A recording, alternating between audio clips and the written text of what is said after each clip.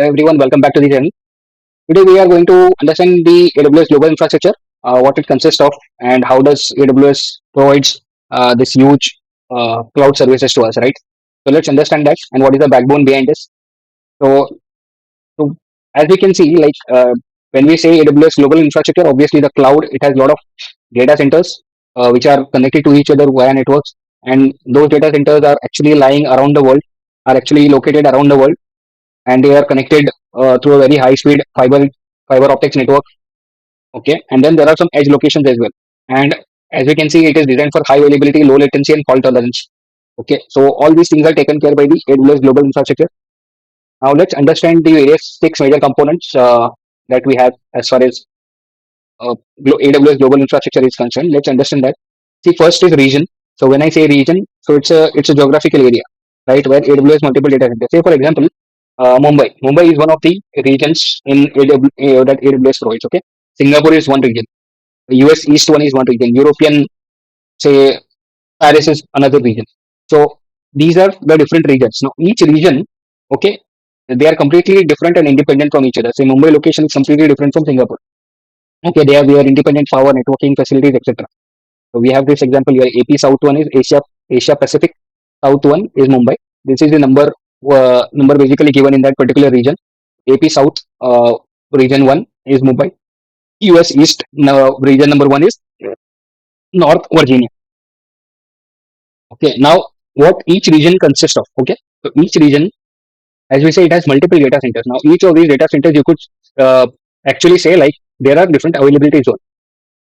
Say like in Mumbai region, there could be three different availability zones. So like those could be separated across Mumbai, right? So it could be in a southern part of Mumbai, one data center, one data center in the northern part, one data center in the eastern part within Mumbai.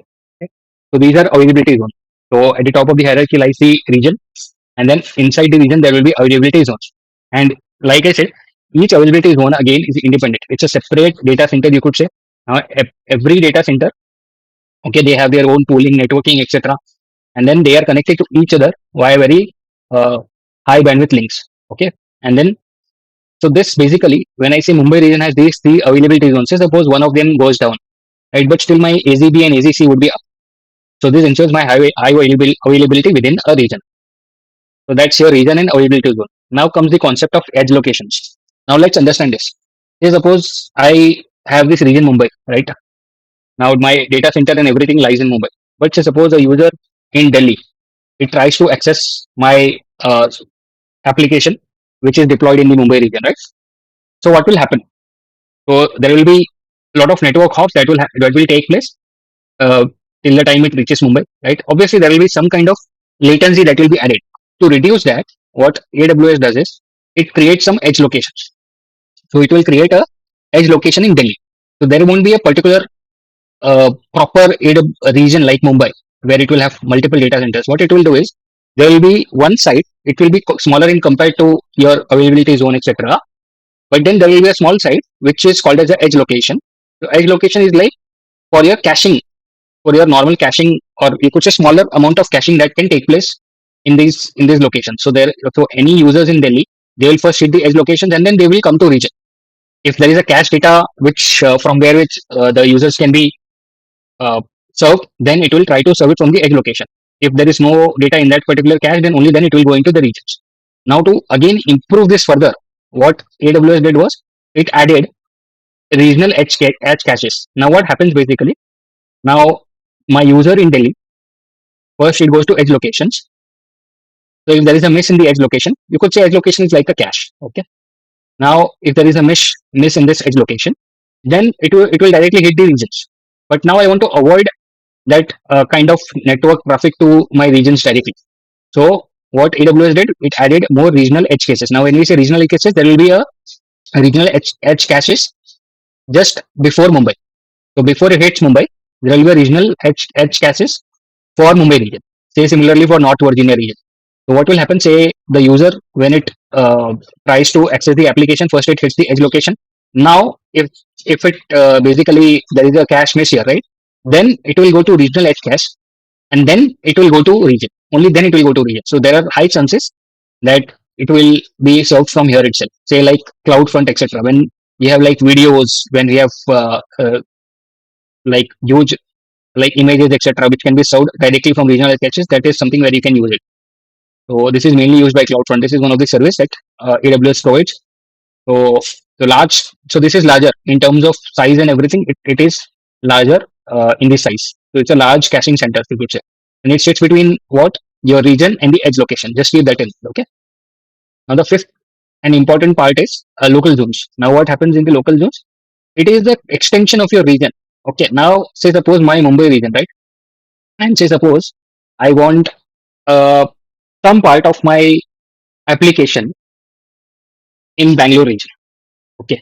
So what I can do is I can create a local zone. Now local zone will not have everything. It will have some kind of some services like compute, some containers, some very close to the Bangalore users. So for that you can create this local zone. And then what local zone will do, for some resources it will hit the regions, but then for most of the I mean typical work, say there is a continuous mouse click which is happening, right? So if there is a continuous mouse click which is happening, then you don't want that it continuously hits your region, which is lying in Mumbai, right? So I'll create a local zone here, and then local zone will serve it from here. And when then there are some cases for some services where I might actually hit the parent region. Otherwise, I'll serve it from the local regions. Okay, this is not a full setup. This is again a very local kind of setup. And again, it's not a cache. There is a proper compute services. It could be database services, container services, which are closer to users. So these are called as local zones. And now there is another wavelength zone. So you basically bring the whole compute and storage services inside what your telecom provider 5G's network. So this is like it never leaves that a telecom provider's network. So there is no network hub which is happening. So it is inside that 5G network. So if it is inside that 5G network, then obviously the latency is like ultra low latency. It is single digit milliseconds. And where it is used actually for autonomous vehicles, real time gaming, etc. For all these cases, you can use the wavelength zones. So this is the these are the different six major components. Just keep that in mind. Region has availability zones. There could be edge locations for users who are away from the actual regions, and then there are edge caches as well. So it is just before the actual region, and then we have local zones and wavelength zone. And how they work together? Like I told you, first the user will request some content, it will go to edge location. Then if it is not found in edge location, then it goes to regional edge cache, and then it goes to region. Okay, so this is how it works, and this is the flow basically. And as you can see here, so these are the examples basically of various regions like US East 1. So you have these availability zones in US East 1, 2, 3, 4, 5, 6. So there are 6 availability zones in US East. In Mumbai region, there are 3 availability zones. In Europe, there are 3 availability zones. So in this way, there are 3 different data centers or availability zones, as you can see. And this is the example of S3 bucket, right? S3 bucket is a regional resource. So when I say my bucket in Mumbai region, my S3 bucket in Mumbai region, then there will be 3 copies of S3 bucket in 3 availability zones.